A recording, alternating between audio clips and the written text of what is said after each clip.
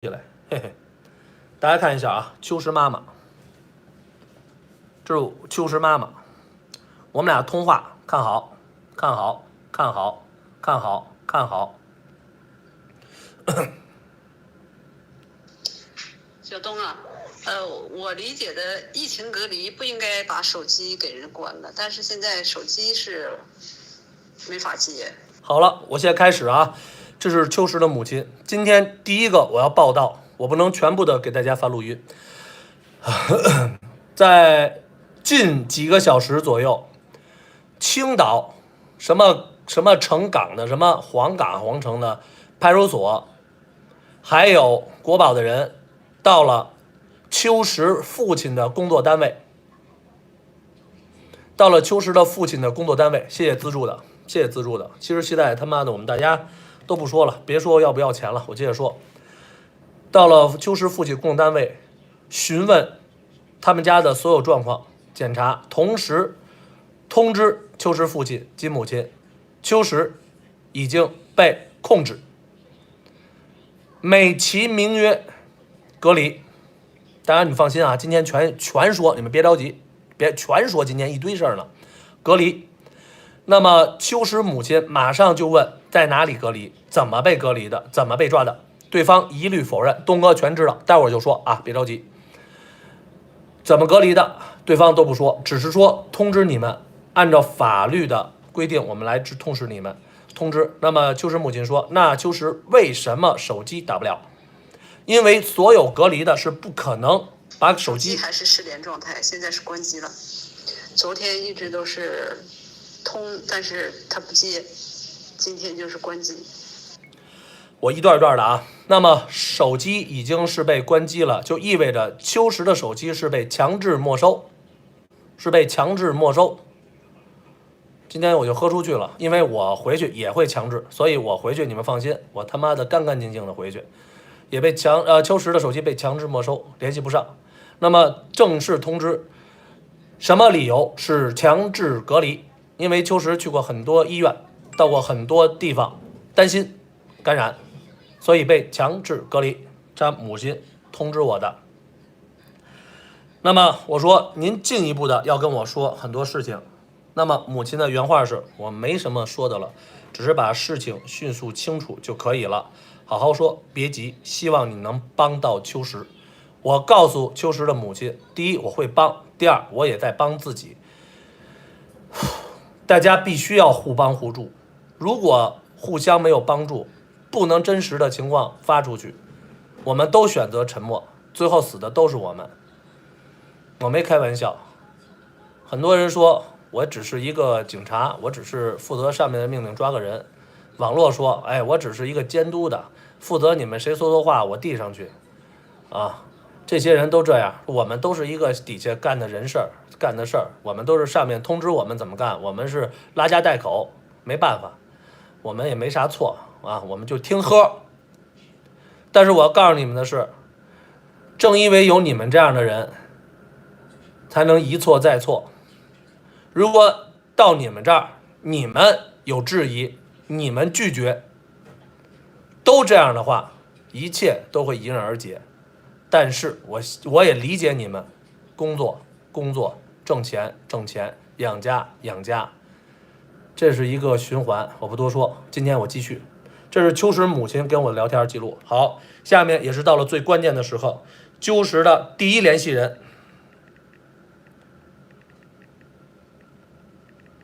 我今天跟大家会说，别着急，但是我先把重要的事给大家说了。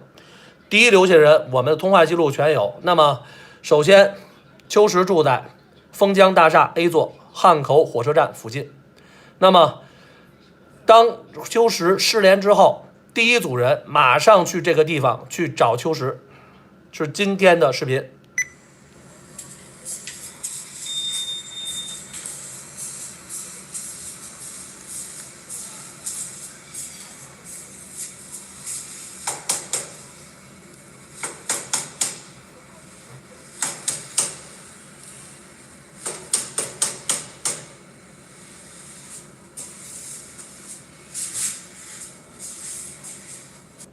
这是第一个视频，证明什么？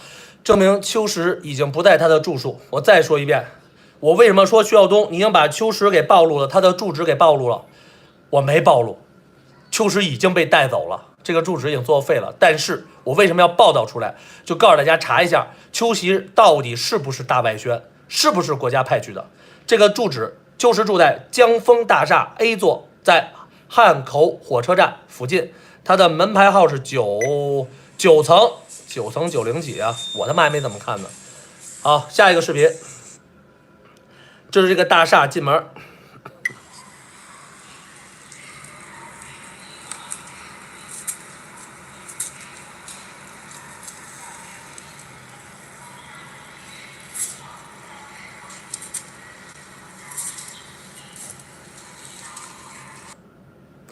这个是秋实所在的门口。我再重申一遍，这是在武汉啊。徐晓东只是把这些原封不动的、合理合法的报道出来。我是中华人民共和国公民，我有我的言论自由，不传谣，不造谣。下面的我都会负我的法律责任。等我回国，你们带走我的时候，你们要想清楚，我没有违反任何法律。继续。下面几个比较敏感的了，我全语音，但是第一个语音我必须要给大家念，因为这位同志他不能暴露他的身份，好吧？我一边听一边给大家念，等这个重要第一段过去之后，我马上把他的语音全部给大家放给大家。谢谢大家资助，谢谢大家资助。我还说，请大家记住，这是独家的。我为什么说徐晓东你怎么独家，别人不让分享，为什么你赶快出来？我可以说我非常自私，因为我怕死，我怕死，我只有什么把我知道的都爆出来，让大家都关心秋实的死活，大家也关心我的死活，也能关心他人的。那么我们团结互助，要求把真相出来，就不会再出现最起码像李医生那样的冤死。好了，继续，我先听完给大家念。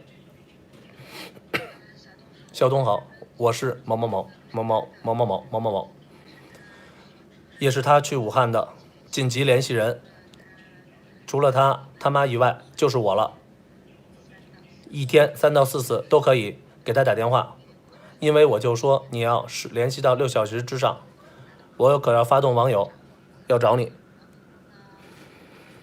昨天他是最后一次跟我联系是下午3、4点钟。我说你今天什么情况？他说他还在房间里。然后大概6点左右，看到他跟新什么想去方舱医院看看，转的是国展那边的方舱医院，条件比较恶劣，这样一个网上的叫什么？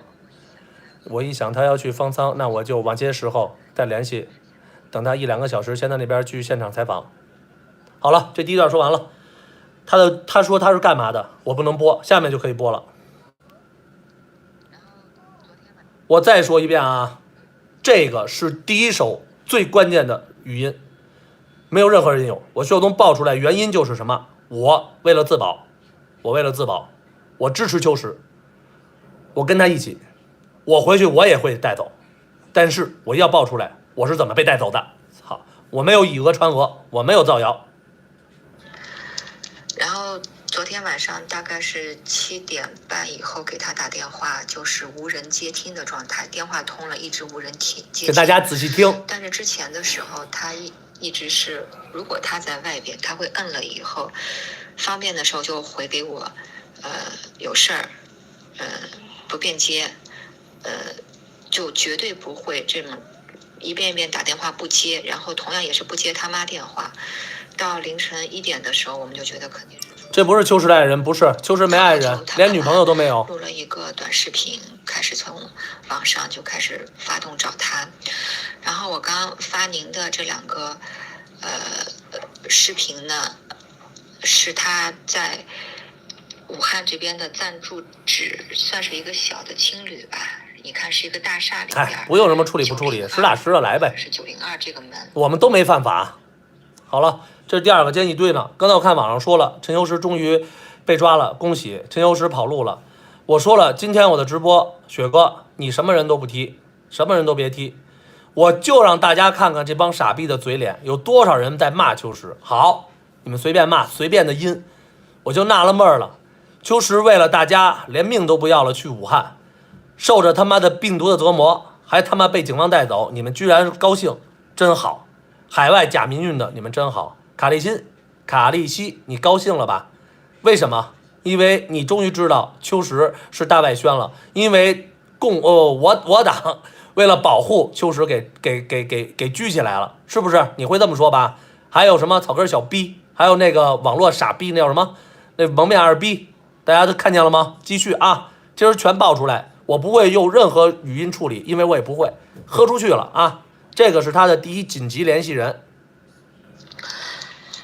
然后一直给他打电话，到早上7点多钟一直是无人接听，到蒙面脏逼。早上8点以后应该是手机没电了，就是自动关机的状态，是关机的状态。然后网友呢也去了他在武汉的这个暂住址。早上6点多过去了一波人，谢谢。然后楼下有1楼有门禁不去，我就让他们先东北人的骄傲。早上90点钟去的第2波人，看到他们巷子口有几个车，秋实是在被家中带走。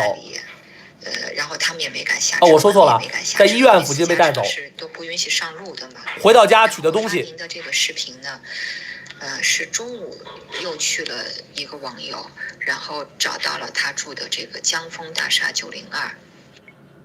这是另外一个啊。那么现在我们分析是，秋实很可能去方舱医院，中途或到了那儿之后被控制之后，中途回来，由警方带着秋实回来拿生活的必需品，同时检查秋实主战地所有的电子设备。继续。然后这个门口是没有被封禁，没有被隔离，然后902是敲门没有人接。有一个网友出声了，我让他又拍了些空镜，就不要暴露。你们问问秋实有没有被感染？别着急，一会儿你们全知道。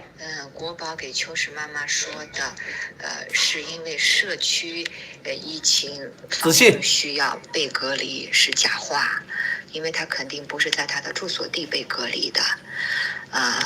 这个有门口的这个视频，周围环境没有任何隔离迹象，包括902确实是无人接听，然后门口的也没有便衣，然后头一波早上去的网友看到的那几辆车也没有了，所以我是怀疑秋实有可能是从家早上被带走，有可能是他在方舱的时候，国宝又带他回去东西，早上那会儿在那儿。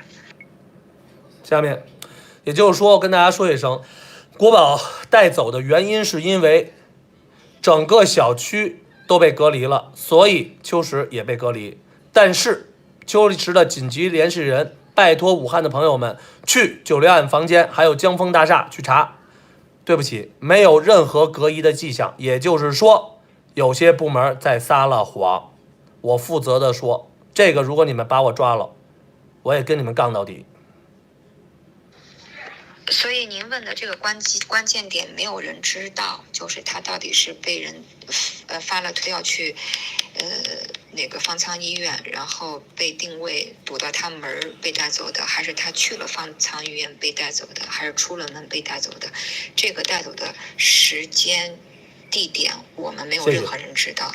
他前些天一直是有武汉当地的网友跟他共同行动，因为有时候去远的地方他们要开车送嘛。然后昨天没有任何一个网友，就是我联系到的没有任何一个网友是跟他共同行动的。而且他的那个如果没有网友开车的话，他开的那个小摩托车也停在这个楼底下。秋实在武汉活动都是骑摩托车活动，现在无从判断，不知道是他有没有顺利到达方舱医院。因为方舱医院据说军管了，没有网友敢去打探，说是有没有这样一个人在现场被带走。大家听见了吧？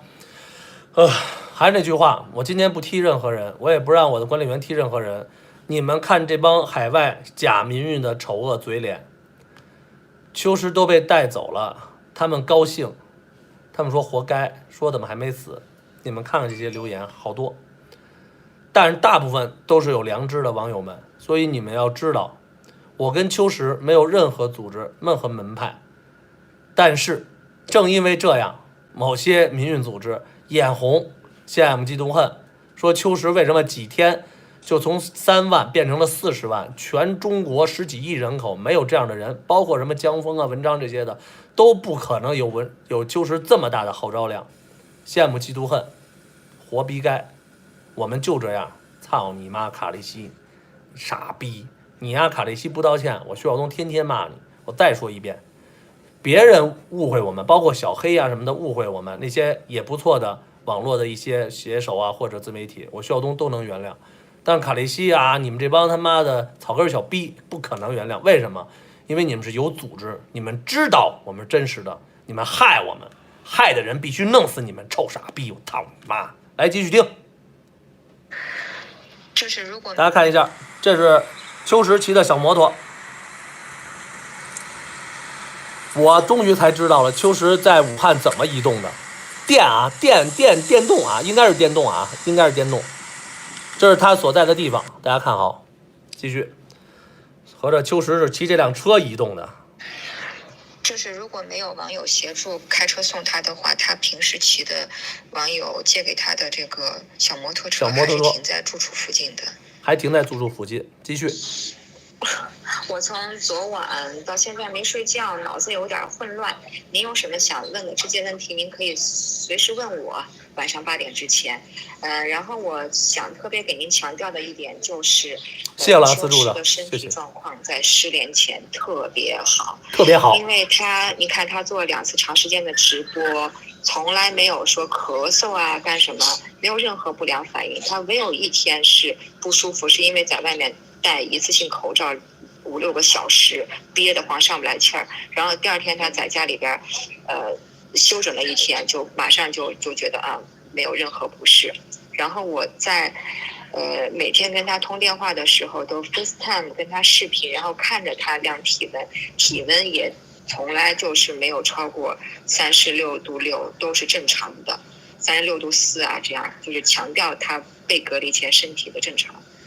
OK， 雪哥，我不踢任何人，麻烦您了。所有人骂我们的，今天全留下，所有人都看看，你们记住这帮人的嘴脸。那么也就是说，告诉大家，秋实被强制隔离之前的体温从来没超过36.6度，也就是说，他一直都是个正常的体温和体格，他被带走的。这个是这位朋友专门跟我提的非常清楚的，大家也听见这个语音了。秋实非常健康的被带走，请大家记住，没别的啊，别误会，我只是提醒一下，别回来的时候又变成了呀。继续。您提醒我了，听着，下面2个细节再给您补充一下。哎，民运吧，来吧。就是有一天，他和口罩哥直播完了以后，我们那天晚上通了个电话，他情绪特别不好。他之前是有抑郁症状的，这个事儿您知道吧？反正这个事儿可不说的。然后他就说，为什么会有人把节奏带跑偏了以后，大家都在关心他是不是大外宣，就跟赌场里边，这是他原话，就跟赌场里边有人在买宝下注一样，没有人关心他的目的到底是要希望大家关注什么，武汉人民在经历些什么。他说没有人在关注这些了，都在猜我是不是大外宣。我操你妈卡利西！伤心了，听见了吗？陈秋实很伤心，因为操你妈卡利西，你妈草根小逼，操你妈！您提醒我了。这个。然后秋实到当地了以后，有很多人就说那个当地捐你妈了逼，滚蛋！缺少物资的球员，还有外地的朋友想伸出援手。秋实说：“我以一人之力，我确实没有办法去做这么多对接工作，而且他个人不能发起这种募捐的。”谢谢啊。所以资助的感谢，但是别拿资助来威胁我，爱他妈给不给，不给滚蛋！我肖东就这么牛逼，谢谢资助的，不爱资助的滚蛋！资助完了威胁我们的，去你妈的！谢谢大家，就这么牛逼，操！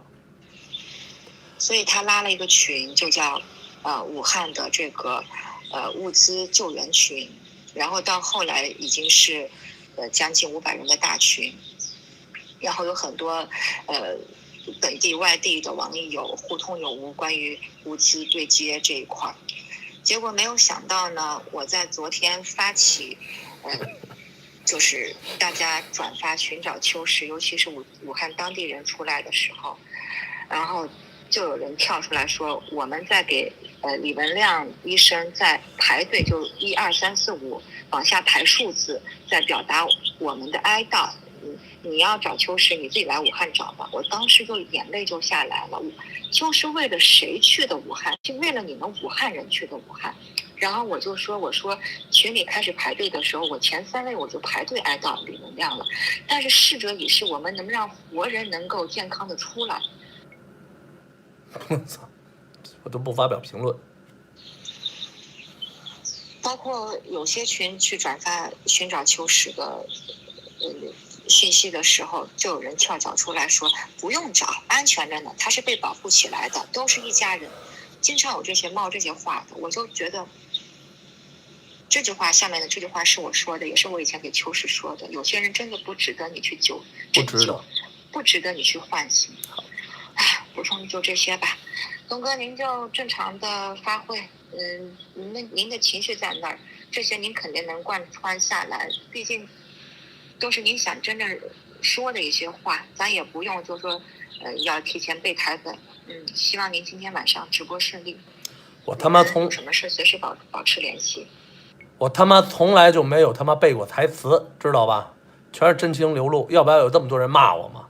但是你们知道吗？整天笑眯眯的，西装革履，笑眯眯戴一逼眼镜，他妈卡利西那种傻逼，显得文质彬彬的，丫就一个祸害，又一臭傻逼大骗子，知道吗？他没有误会我们，卡利西是什么？是诚心故意陷害我们，这种傻逼必须干丫的，知道了吧？别再问我秀东为什么跟一个女人对峙，去你妈！丫不是女人，她是畜生，操你妈！最后一点还想交代，就是咱们肯定要，去秋实去证明嘛，就说别扯那些什么大外宣，但最终我觉得咱们还要达到一个目的，就是说通过梳理这个秋实10年前后这些行踪，完了以后呢，发动当地的网友。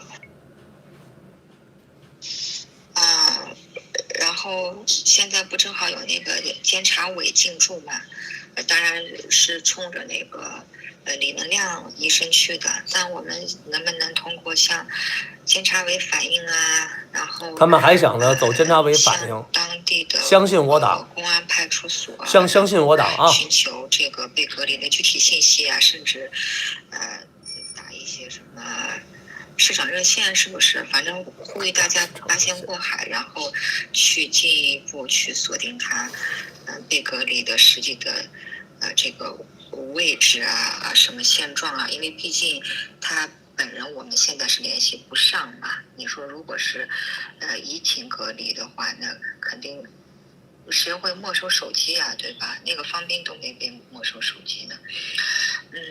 我本人是常驻北京的，月底我就返回北京了，有机会咱们一聚啊。好了，这个女士我没见过，这是我们最终的一个电话的全部的录音，东哥全给你们放下来了。就是这个女士还相信我党，相信政府能帮着秋实解决问题。我徐晓东过一阵儿马上就回到北京，我在这儿呢，我也当次大外宣啊，相信我党，相信政府。说东哥，你妈的，你丫就一叛徒，我们终于发现了，兄弟，我他妈回国养家糊口，我进去，我往火坑里跳，我他妈揣着一包汽油往他妈火坑里跳，我他妈还活吗？我现在就是往我身上浇点冰块，别他妈把我烧伤了，你懂我意思吧？哥几个懂我意思吧？我再那么牛逼，等于我带桶汽油往他妈的火坑里跳。我是回国还是北京？操你妈的！你们这帮害我的傻逼们，我操你妈！哎呀，所以这个女士呢，呼吁国内的朋友们，能不能比如像市场热线、监察委公安部门去询问和反映，为什么秋实身体体温正常被强制隔离？为什么国保说秋实那个小区都感染了，所以秋实隔离。但是现场的证人都去那个小区查明，没有任何监控监察不让进的时候，没有任何被隔离的迹象。为什么国保会这么说？哦，国保呢属于是国家保密局吧，我也不懂，咱们就这么叫国保爷爷们。你们也找了我3遍了，我懂。之后就请问，为什么既然您们国保说强制隔离，请问为什么没收秋实的手机？为什么不让秋实跟家里跟外界联系？为什么？请大家有机会问问有关部门，咱们合理合法的正常的渠道去诉求。妈的，我党我也会为我党，我也问我说我党爷爷们，秋实倒是怎么了？我也害怕，因为我也怕下了飞机直接走吧，对吧？那些在海外你们牛逼哄哄，整天他妈的说抗议这抗议那，倒打这打倒那的，你们牛逼回来呀！牛逼跟我们一样回来呀，懂了吗？